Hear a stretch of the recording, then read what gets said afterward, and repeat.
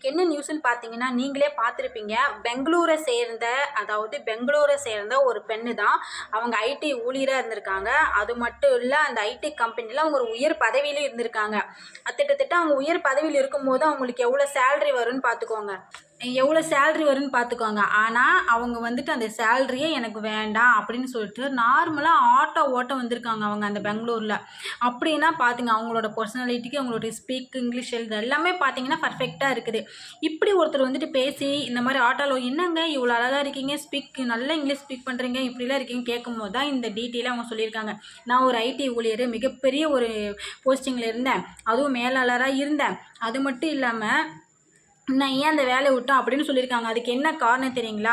பணிச்சுமை அதிகமாக இருக்குது, மன அழுத்தம் ரொம்ப இருக்குது, காரணமாக இருக்குது, அதிகமாக பணி கொடுக்குறாங்க. எனக்கு இப்போ என்ன தேவைன்னா என்னோடய உடம்பு ஹெல்த்து தான் எனக்கு ரொம்ப முக்கியம், எனக்கு பணம் தேவையில்லை அப்படின்னு சொல்லிட்டு அவங்க ஆட்டோ ஓட்ட வந்திருக்காங்கன்னா அவங்களுக்கு எந்த ஒரு கூச்சப்படாமல் ஆட்டோ ஓட்டினா பரவாயில்ல அப்படின்னு. நம்ம என்ன ஆட்டோ ஓட்டினா ஒரு கேவலமாக நினைக்கிற அந்த மாதிரியெல்லாம் பார்த்துருக்காங்க.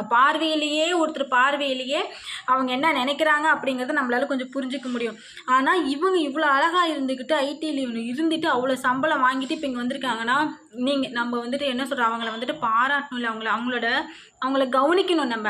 அவங்க எப்படி இருந்திருப்பாங்க, எந்த மனநிலைமையில் இருந்திருப்பாங்க, எவ்வளோ மன அழுத்தமாக இருந்திருக்கும் அப்படின்னு சொல்லிட்டு திரும்ப நான் சொல்கிற ஒரே விஷயத்தான், தயவு செஞ்சு மன அழுத்தத்தோடு ஒர்க் பண்ண வேண்டாம்.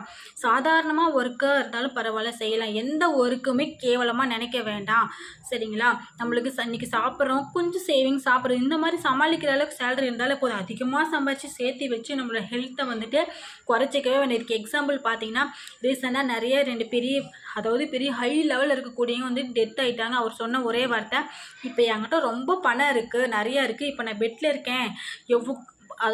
எத்தனை கோடி வேணாலும் கொடுக்குறேன், என்னோடய உயிரை வந்துட்டு தக்க வைக்க முடியுமான்னு கேட்குறாரு. டாக்டரால் முடியாதுன்னு சொல்கிறாங்க.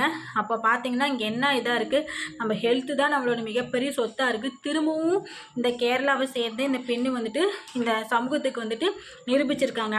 ஸோ இந்த நியூஸ் பார்த்தீங்கன்னா நேற்று நடந்தது தான். ஆனால் இந்த நியூஸில் நாம் தெரிஞ்சுக்கிறது என்னென்னா, ஒர்க்கு ரொம்ப முக்கியம், நம்மளுக்கு பிடிச்சதாக இருக்கணும், மன அழுத்தம் இல்லாமல் இருக்கணும். மெயின் காரணம் உடல் ரீதியாக ஏற்படக்கூடிய விஷயங்களை தவிர்த்து ஜாலியாகவும் இருக்கணும், நம்மளுக்கு ஃப்ரீயாக இருக்கிற மாதிரி ஒர்க் இருக்கணும்.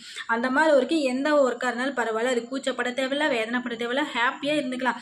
மற்றவங்க என்ன நினைப்பாங்க அப்படிங்கிறத நம்ம மறந்தே போயிடணும்.